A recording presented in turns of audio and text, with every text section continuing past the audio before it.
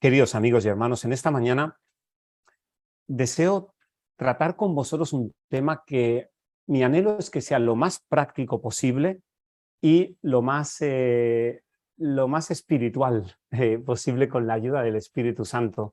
Está basado en un vídeo del pastor Antonio Martínez que hizo en la plataforma Logos y me dio que pensar, me llamó la atención y tiene que ver con el concepto de las tentaciones. Las tentaciones. Me gustaría que fuera como un taller práctico cuando hablamos de las tentaciones, porque todos podemos estar, o sea, todos estamos sometidos a ellas, pero la pregunta es, ¿cómo funciona? ¿Qué mecanismos existen? ¿Qué riesgos, o sea, qué factores pueden contribuir al riesgo y sobre todo cuál es el poder de Dios y cuáles son las herramientas divinas para que la victoria sea una realidad? Esto no es una cuestión de una isla de tentaciones, esto es un mundo de tentaciones, muchas veces en el mundo que nos toca vivir. Por eso me gustaría que este pueda ser el tema que nos pueda acompañar de forma transversal. Recordad, como siempre, la propuesta es que un servidor, que hoy tenemos el privilegio de pasar la mañana entera con vosotros, os puedo hacer un planteamiento y después me encantará vuestro enriquecimiento. Oye, pues yo lo veo así. Pues yo además añadiría esto, yo matizaría esto, porque entre todos es muy bonito construir, ¿de acuerdo? Fijaros que el tema de la tentación forma parte incluso de del propio Padre Nuestro. Dentro del Padre Nuestro está, no nos metas en tentación, sino líbranos del mal. En realidad, el texto bíblico, el griego en realidad lo que está diciendo es, no permitas que sucumbamos a la tentación, porque la tentación forma parte de la vida cotidiana a este lado, de la eternidad, pero no permitas que sucumbamos. Jesús no dijo que esto no iba a haber lucha. No te pido que los quites del mundo, sino que los guardes del mal. En realidad, lo que está diciendo esta expresión de no nos metas en tentaciones es una forma de pedirle a Dios ayuda para renunciar a nuestros propios caminos y someternos a los caminos que Dios escoja. La palabra tentación tiene que ver con prueba, con aflicción, etc. ¿Qué es la tentación en realidad? ¿Qué es? Quizá la podríamos definir como un impulso a algo que no es bueno. Es verdad que algo que no es bueno significa que hay una moral, que hay un bien y un mal, que hay un factor moral, ¿de acuerdo? A algo que no es bueno, que produce daños a nivel personal y a otras familias, y a la familia y a otras personas. Y esto podría ser un poquito como la definición básica, ¿no? Es un impulso a algo equivocado. Esa es la cuestión. Esa es la cuestión de partida. Aquí podríamos hablar de engaños, de deshonestidad, de desconsideración. ¿Cuántos y cuántos impulsos se pueden producir en nuestra vida hacia factores equivocados? ¿Cuántos y cuántos impulsos se pueden producir? Dejadme que os ponga un vídeo. Este vídeo puede parecer hasta gracioso, ¿no? Porque los niños tienen su gracia, ¿no? Seguro que lo habréis visto, ¿eh? Pero fijaros, ¿no? Es un vídeo, mirad, el vídeo es muy sencillo, permitidme que lo ponga. Sencillamente es un experimento con niños, ¿vale? Se le pone un marshmallow, ¿no? Estas típicas golosinas al niño. En este experimento, la profesora instruye a los niños a sentarse en una silla. Les da un marshmallow. Es para ellos. Pero si ellos esperan, cuando ella regrese, tendrán 2 marshmallows. Veamos cuánto. ¿Se entiende? Llega la profesora, le pone una golosina. Oye, mira, si cuando venga no te lo has comido, tendrás 2, ¿vale? Vamos a ver qué sucede al respecto, ¿no? Pueden vencer la tentación.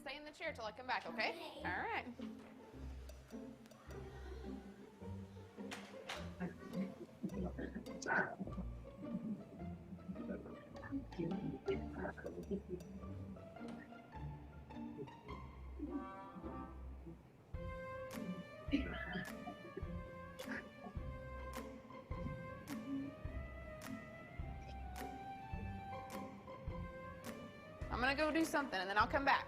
It smells yummy. It smells really good.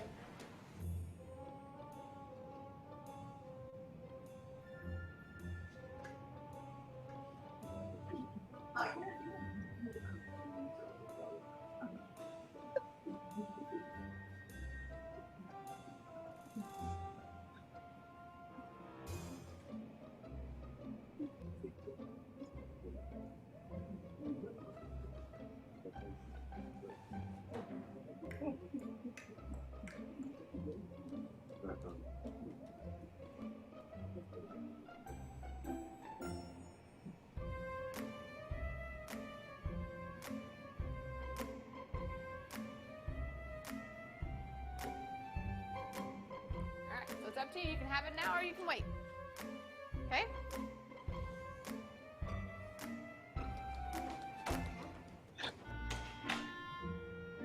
I'll be back. Stay in the chair, okay? Okay.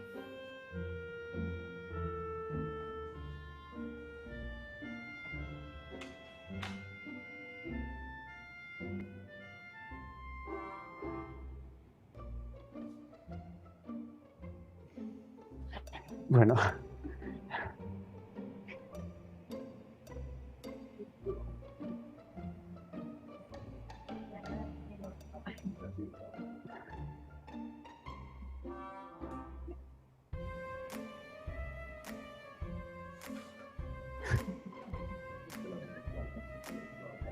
Editorial Desafío. Bueno, ¿sabéis qué pasa? Que ojalá que la vida fuera tan graciosa como esto, de verdad. Ojalá, porque hace gracia, ¿no? De hecho, creo haber leído que incluso se hicieron experimentos, porque no todos acabaron igual. Hay niños que se la comieron literalmente y que incluso después se demostró a lo largo de la historia, o sea, a lo largo de la vida de este niño, que de adultos no fueron capaces de... Es decir, los niños que de pequeños se comían la golosina, de adultos no tenían control propio después y cometieron ciertas otras cosas. Ojalá que la vida fuera tan graciosa, pero es mucho más complicada esto.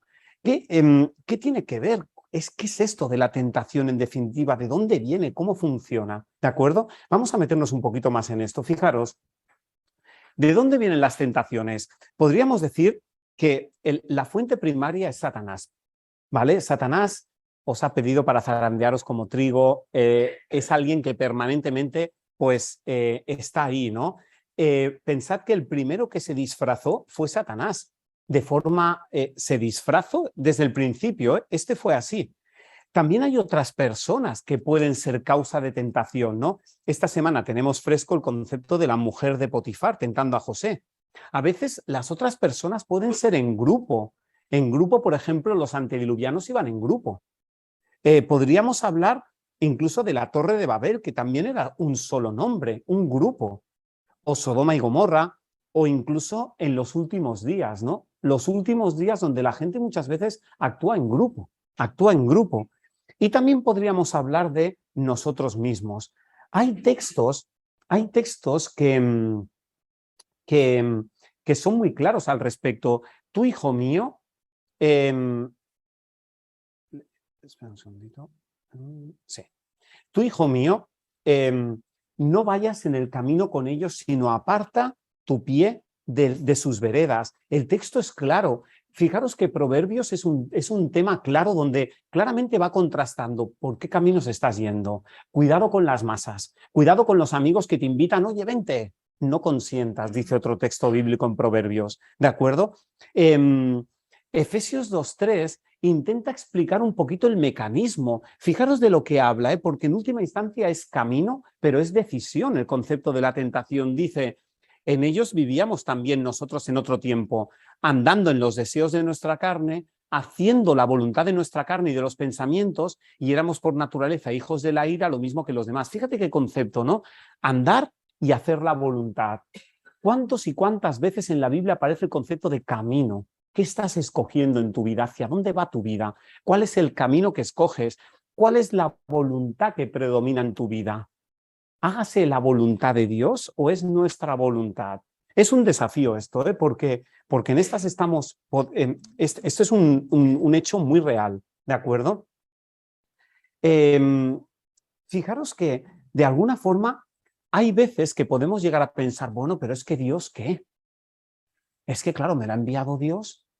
Fijaros que Santiago 1:13 dice con toda claridad que cuando alguien es tentado, no diga que es tentado de parte de Dios, porque Dios no puede ser tentado por el mal, ni Él tienta a nadie. Es decir, Dios sale de la ecuación, Dios no forma parte nunca del problema, siempre de la solución. Pero fijaros qué interesante, ¿verdad? Porque es verdad que a veces esta vida parece lo más parecido a una obra de orfebrería.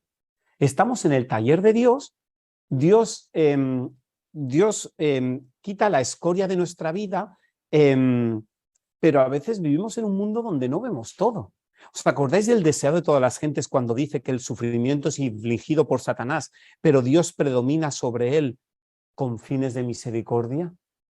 Dios quiere predominar con fines de misericordia en nuestra salvación propia. Esa es la cuestión. Es curioso porque Santiago cuando escribe, fijaros qué curioso, en aquel contexto se pensaba que los dioses originaban las tentaciones de los hombres y los pecados consiguientes. Esto era lo que pensaban los griegos en tiempos de Santiago. Y qué curioso porque esto en el cristianismo, de alguna forma, también ha permeado. De hecho, Satanás enseguida, es que Dios es arbitrario, es que la culpa es de Dios. Fijaros que Eva, cuando empieza a caer, empiezan a sacar, claro, si tú no hubieras hecho la serpiente, claro, si tú no me hubieras dado esta esposa, muchas veces es una tendencia natural a echar la culpa a otro. Es una tendencia natural, da mucho que pensar en esto, ¿vale? Porque hay que ser muy cuidadosos de no acusar a Dios de algo de lo que Dios no tiene nada que ver, ¿de acuerdo? Es más, me encanta pensar que Dios incluso limita la tentación. No os ha sobrevenido ninguna prueba que no sea humana, pero fiel es Dios que no os dejará ser probados más de lo que podáis resistir, sino que dará juntamente también con la prueba la salida para que podáis soportarla. Qué maravilloso es nuestro Dios. Sabe perfectamente nuestra condición, sabe nuestra realidad y provee la ayuda y el poder necesario para que eso pueda ser una realidad. Es completamente inseguro depender de nosotros mismos. Estaremos a salvos si dependemos enteramente de las promesas de nuestro Dios. Un Dios que es fiel a su pacto. Un Dios que es fiel a su pacto. Tenemos que recordar que la tentación se presenta porque Dios la permite, pero no porque Dios la envía. Y si le hacemos frente correctamente con la fuerza que Dios proporciona, esto incluso nos ayuda a crecer más en la gracia. Esto incluso nos ayuda a crecer más en la gracia. Hay tentaciones muy famosas, ¿verdad? Eva, que después la traspasa a Adán. Podríamos hablar qué le pasó con Caín y Abel. Ahí hubo envidia, hubo competencia, hubo cosas raras, hubo una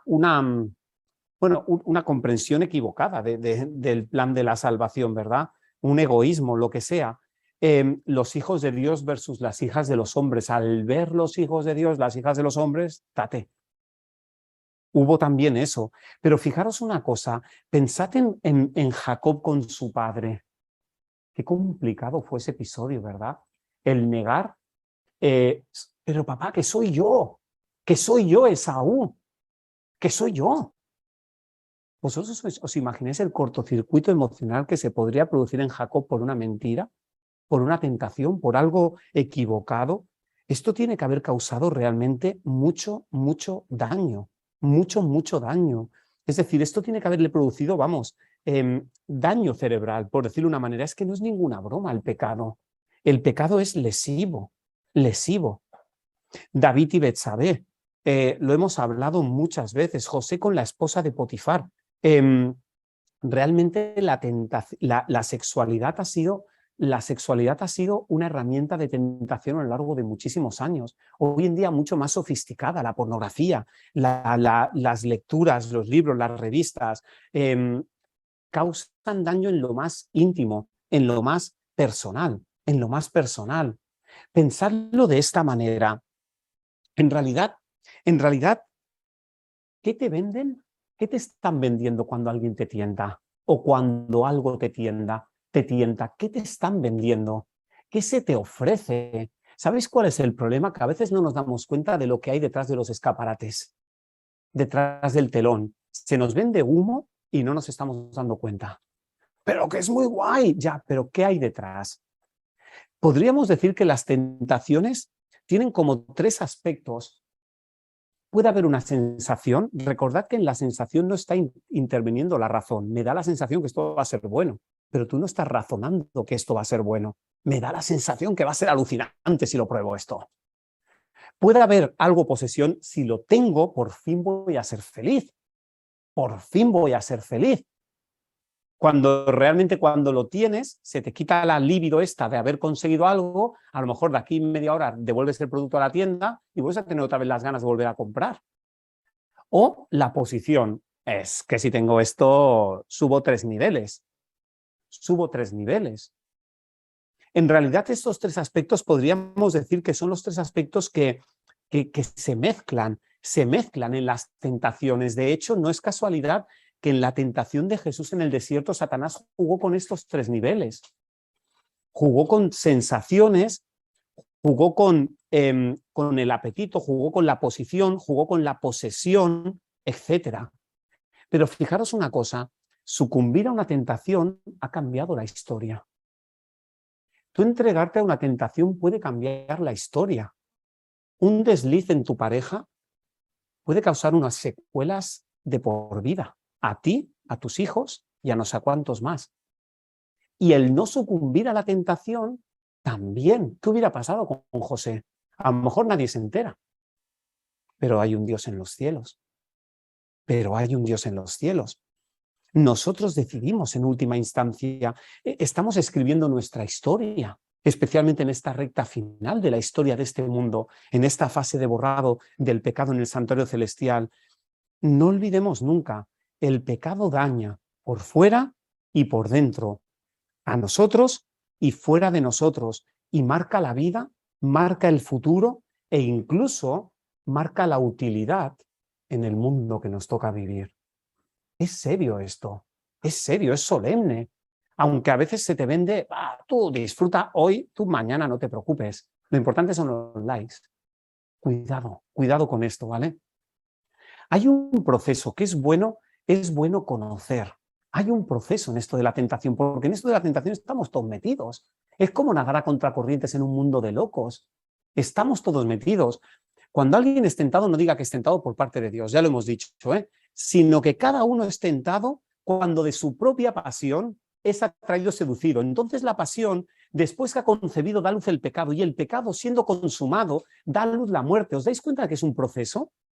Es un proceso. Fíjate, primero hay una pasión propia, hay un proceso de atracción, hay un proceso de seducción, después hay un proceso de concepción, de gestación, que da a luz, y el pecado, cuando es consumado, da a luz la muerte. Es complicado, pero es así. Hay un proceso ahí dentro. La palabra pasión, que es la palabra concupiscencia, hace referencia al deseo, a la sed, a un anhelo. ¿Qué rollo es esta sed por algo que es malo?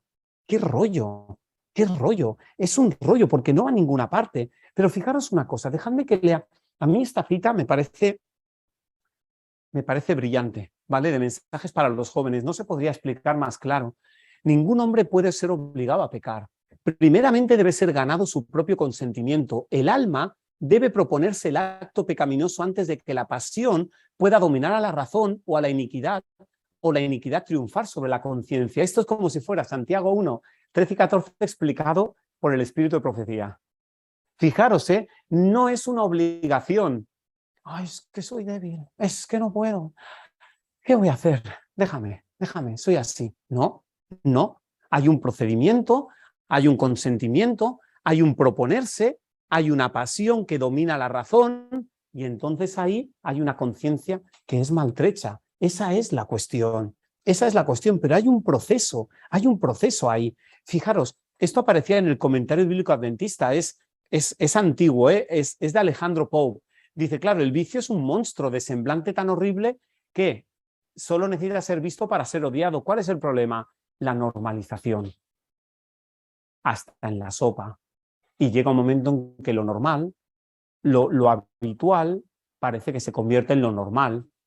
Pero esto no es correcto, porque, fíjate, si se ve muy a menudo y su rostro se torna familiar, primero lo toleramos, después nos compadecemos de él y luego lo abrazamos. Cuidado con esto. Ya, pero es que todavía lo he probado así, y lo he hecho así, y yo pensaba que no era tan malo, y que tampoco pasa nada. Muchas veces puede llegar a pasar eso de una forma clara, ¿vale? Es curioso porque, fijaros, cuando hablamos del texto anterior, es que a veces pensamos, claro, es que el tema de la pasión, Dios nos había diseñado para que nuestras pasiones sean elevadas, para que sea un gozo, para que haya deseos naturales y legítimos que los disfrutes, el alimento, el bienestar físico, la paternidad, la convivencia social. Hay cosas que son maravillosas y que están hechas para hacernos felices. Dios diseñó los sentidos, Dios diseñó la sexualidad. Esto no es una... estamos hablando de... Dios había diseñado las cosas para ser buenas y buenas en gran manera.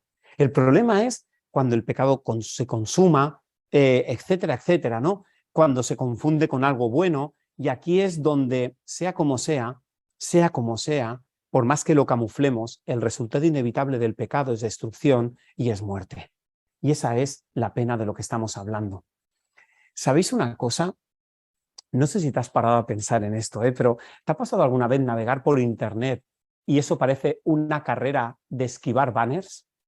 Te salen publicidad por todas partes, tienes que ir esquivando publicidad por todas partes, tus ojos tienen que ir navegando solo por lo que toca, porque te van saliendo fruto de algoritmos, porque en última instancia es como si nos explotaran los datos que somos, ¿no?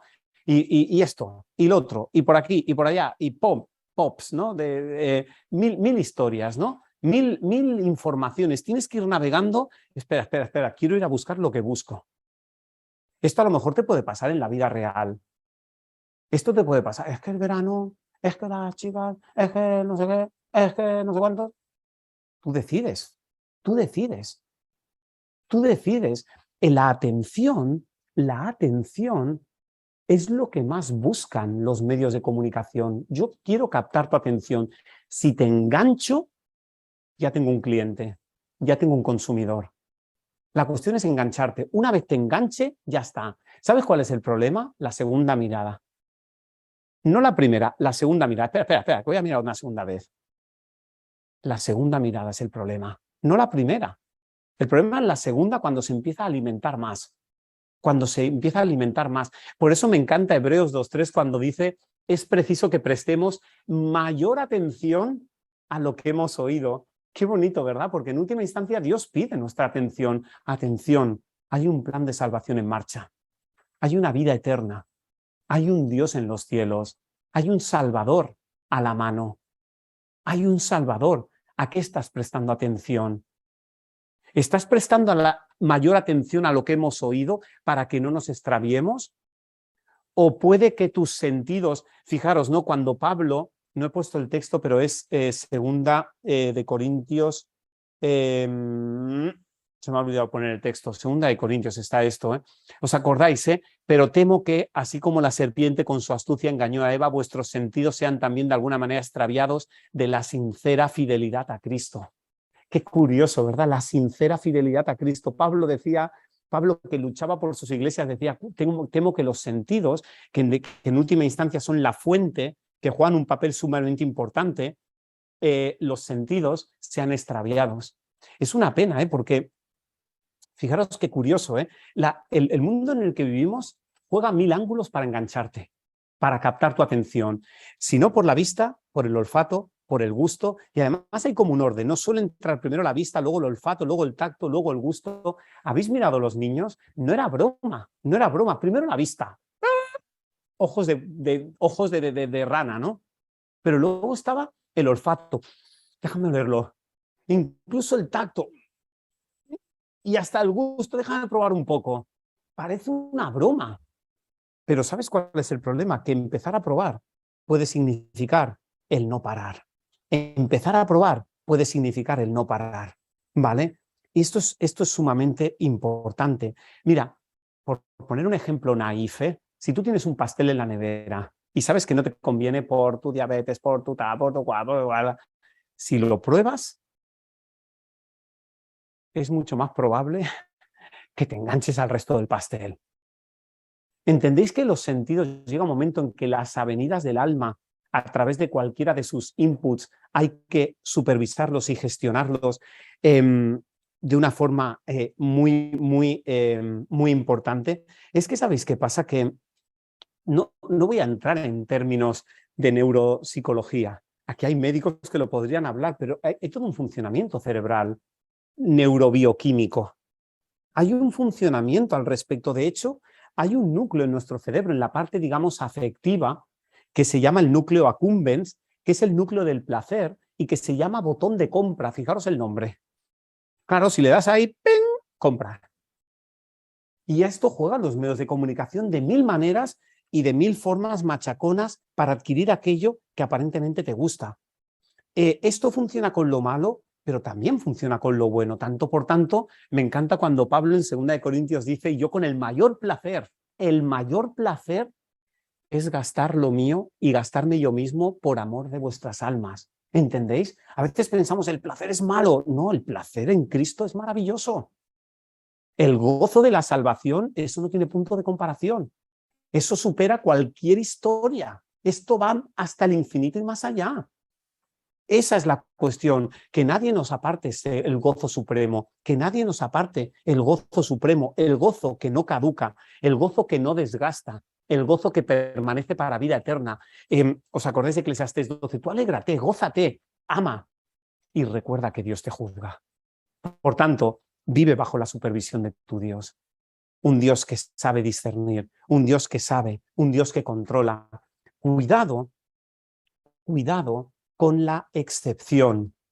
Cuidado con la excepción. Hay veces que podemos llegar a pensar, una vez no pasa nada. Perdonad el ejemplo. ¿Eva necesitó un atracón del árbol de la ciencia del bien y del mal? ¿O con solo probarlo ya fue suficiente? No hizo falta un atracón de aquel árbol. El problema de la excepción es que confirma una regla en tu mente. Y entonces ahí es donde se empiezan otras cosas.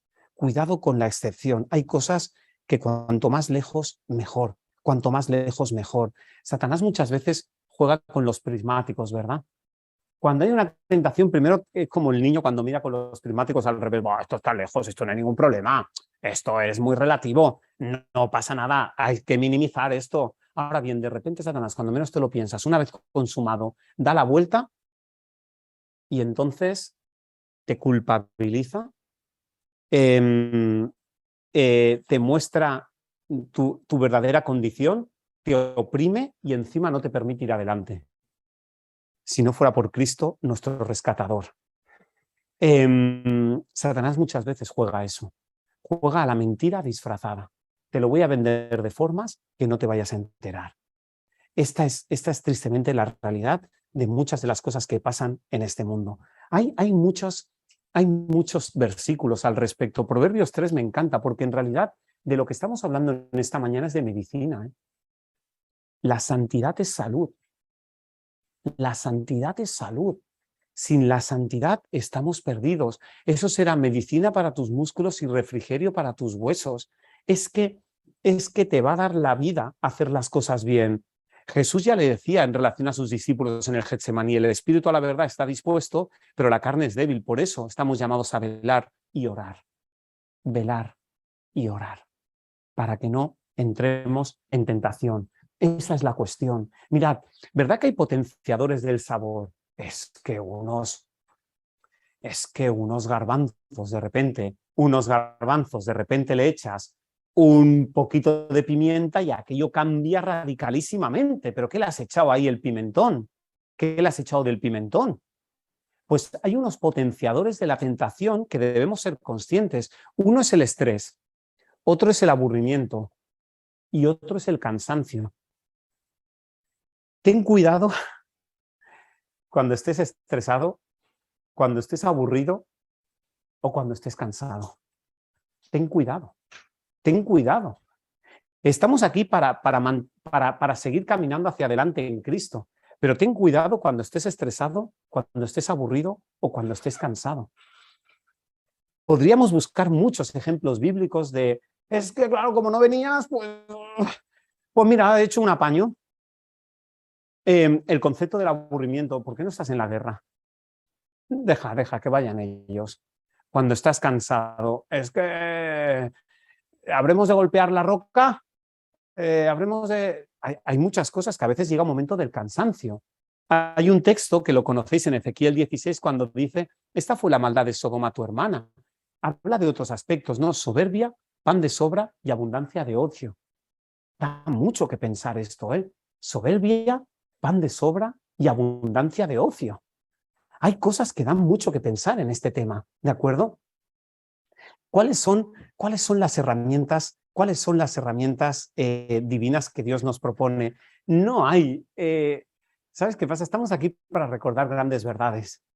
Hay cosas que son maravillosas porque sí, y porque siempre han funcionado y porque vienen de nuestro Señor. Cuando hablamos, por ejemplo, del propio Dios, que no nos dejará ser tentados, que juntamente con la prueba da la salida.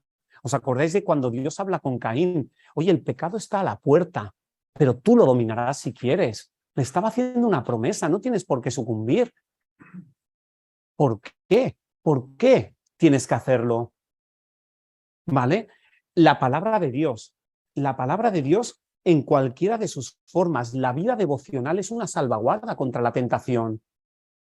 Cuando tú sales en ayunas, especialmente en verano, te arriesgas a que si tu trabajo es duro, que te pegue un mareo por ahí, te quedes medio tirado a las 12 de la mañana debajo del sol. Pues en un sentido espiritual te puede llegar a pasar lo mismo. Nos puede llegar a pasar lo mismo.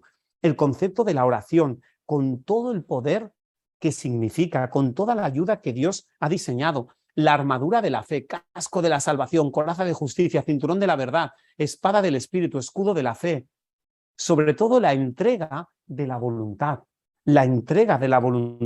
que nunca falte esa entrega de la voluntad. Me encanta Lucas 9:23 cuando dice, si alguno quiere venir en pos de mí, niéguese a sí mismo, tome su cruz cada día y ven y sígame. Si estamos aquí tú y yo es porque cada día queremos seguir al Maestro hasta que Él venga. Esa es la diferencia.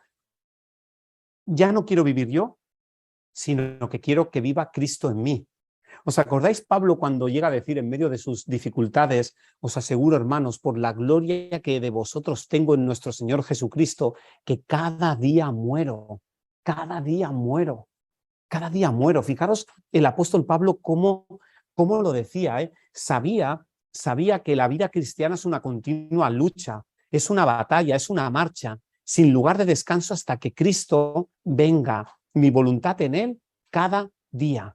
Es como que cada mañana tú te pones en las manos de Dios y le pides a Dios que transforme tu voluntad en este día para que no puedas desear aquello que no deseas que desees, ¿vale? Para que tus deseos coincidan con los deseos de Dios. Esa es la propuesta que Dios nos hace. ¿Sabéis una cosa? Cuando tú le pides eso a Dios, cuando tú de corazón, ¿os acordáis del himno 204, Señor? Toma, oh Dios, mi voluntad. ¿Y qué más dice? Y haz la tuya y nada más. Esa es la cuestión.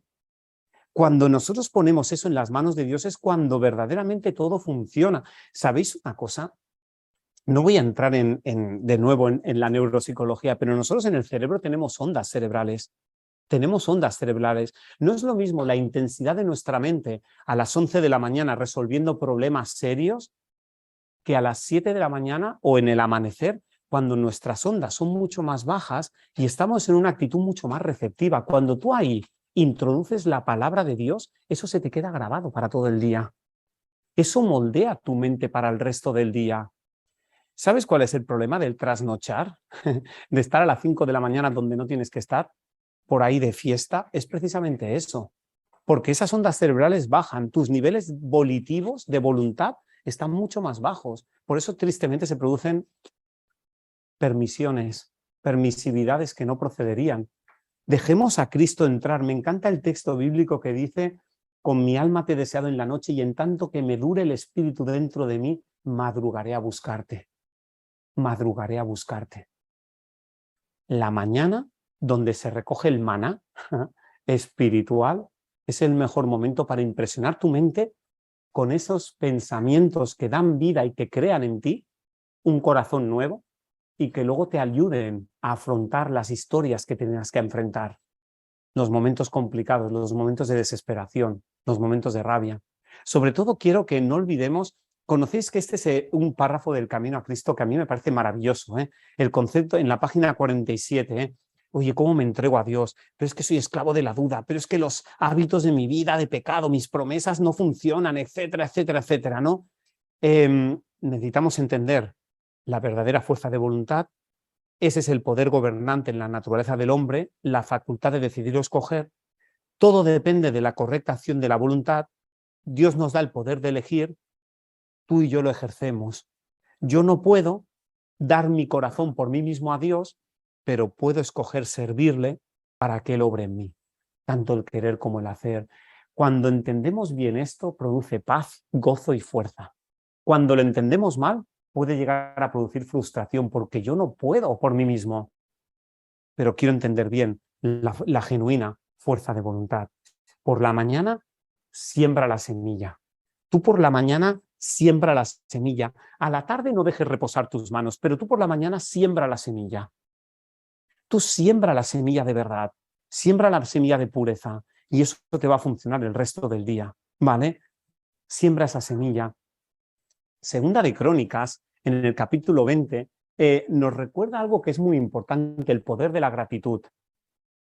Tú imagínate que en medio de una tentación fueras capaces de decir, Señor, te doy gracias porque me estás ayudando a vencer esta tentación concreta.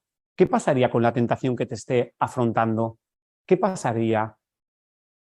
Pierde fuerza, pierde decibelios.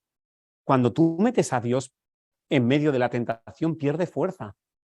Cuando tú la enfrentas solo, que yo controlo, déjame que yo controlo, esto es más un problema, ¿vale? Aquí hablamos de la memoria de corto plazo. La memoria a corto plazo no es la memoria reflexiva, es la memoria, digamos, es como un almacén transitorio. Sabéis que los ordenadores tienen memoria RAM a corto plazo, ¿no? Es una codificación rápida, la información se analiza, se organiza, pero es un breve periodo de tiempo, son como 20 segundos la memoria a corto plazo. Si no te interesa, no la almacenas. Si ves que es algo importante, la almacenas en tu mente. Pero hay muchas cosas a corto plazo. Déjame el teléfono Vale, lo copio, pero me olvido de ese teléfono. No me interesa guardar ese teléfono.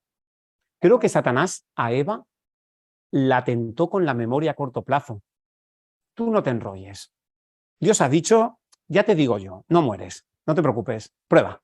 Y Eva empieza a corto plazo. Bueno, para comer, en vez de pensar a largo plazo, de decir, espera, ¿qué estamos hablando aquí? ¿Qué estamos hablando aquí? Cuidado con la memoria a corto plazo. Yo puedo tener la cabeza bien amueblada, pero a corto plazo no estar razonando bien. Y moverme por impulsos mal razonados. ¿Se entiende esto, eh? Ya vamos acabando. Mirad, ¿os acordáis de cuando se hacía el plan de 5 días para dejar de fumar? Una de las cosas que se practicaban eran las afirmaciones categóricas. He decidido dejar de fumar. ¿Sabéis que hoy en día hay psicologías baratas que, bueno, pues yo soy el mejor y punto?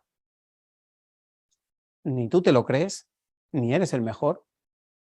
¿Y cuánto te dura esa fuerza? ¿Cuánto te duran esas chispitas? ¿Me entendéis? Sin embargo, cuando no son tus afirmaciones, sino que es la palabra de Dios la que tú pones en tu boca y reproduces en tu corazón, las cosas son muy diferentes. Cuando tú sales a afrontar el día recordando las frases que Dios nos ha dicho, Dios no te va a dejar, Dios no te va a desamparar. Cuando tú sales el día recordando lo que puedes en Cristo que te fortalece, cuando tú recuerdas que el propio Jesús en el desierto recordó el escrito está, las afirmaciones categóricas, porque Cristo es de categoría. No tentarás al Señor tu Dios, no solo de pan vive el hombre, al Señor tu Dios adorarás y a Él solo servirás. ¿Te imaginas? Cuando estés enfrentando una tentación, oye, voy a traer un texto bíblico a la mente. Voy a pedir al Espíritu de Dios que traiga un texto bíblico a la mente. Fijaros si tenemos que estar bien equipados, bien armados. ¿Sabéis una cosa? Mira, de todo esto que estamos hablando, de todo esto que estamos hablando, ojalá, que de todas estas herramientas, hemos hablado de factores, de herramientas bíblicas, de qué es lo que Dios ha dispuesto. Por encima de todo esto, ojalá que seamos capaces de visualizar el futuro. Si yo cometo adulterio, ¿dónde va a llegar esto? ¿Podría ser capaz de ver el futuro? Satanás te lo pone de color de rosa y luego ya te estrellarás. ¿Entendéis? Si yo uso esto, hago esto o hago esto, cualquier otra cosa, ¿te imaginas ser capaz de visualizar el futuro? ¿Te imaginas no ser cortos de vista, como habla aquí? ¿Vale? No ser cortos de vista, el que no tiene estas cosas es muy corto de vista. Satanás juega a que seamos cortos de vista. Tú disfruta hoy, mañana no te lo preocupes, no morirás. No, mentira. no menos mal. ¿Me entendéis? Por eso poned toda diligencia, añadir a la fe virtud, conocimiento, Dios propone siempre la visión de futuro. Dios propone siempre la visión. Satanás siempre propone la estrechez de miras. Hoy. Tú hoy disfruta, tú vive el hoy, carpe diem. Mañana ya veremos lo que pasa. Tú vive hoy el momento y quema. Luego ya veremos. Lo importante son los likes. Lo demás ya veremos. Es curioso esto, pero muchas veces esto trae problemas. Una cita y un último pensamiento. Mirad, me encanta este texto cuando... Mira, es un texto a los papás, a las mamás, acerca de la importancia de permanecer en Cristo, en Joyas de los Testimonios. Es una invitación a orar. Nuestros hijos están expuestos a la tentación. Hay dificultades cotidianas sembradas en el camino de los jóvenes y de sus mayores. Si queremos vivir con paciencia, amor y gozo, debemos orar. Solamente obteniendo la ayuda constante de Dios podemos obtener la victoria sobre nosotros mismos. Separados de Él, nada podemos hacer. En esencia, esto es un aprendizaje continuo. Estamos aquí para aprender a vencer la tentación y escoger el bien sobre el mal. Estamos aquí para escoger a Cristo, para escoger su promesa, para dejar que su promesa viva en nosotros, para que Dios haga esa obra en cada uno de nosotros, para darle permiso para que eso sea así. Me encanta Santiago 1:12 cuando dice: bienaventurado el hombre que soporta la tentación, porque cuando haya resistido la prueba, recibirá la corona de vida que Dios ha prometido a los que lo aman. Qué bonito, ¿verdad? Dios no solo te promete la corona, Dios te promete la ayuda en la tentación.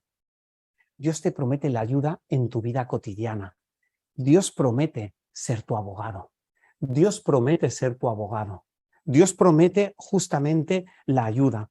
No sé cómo estás, no sé cómo te encuentras en esta mañana, pero quiero que te quedes con esta última idea. Dios está aquí para ayudarnos.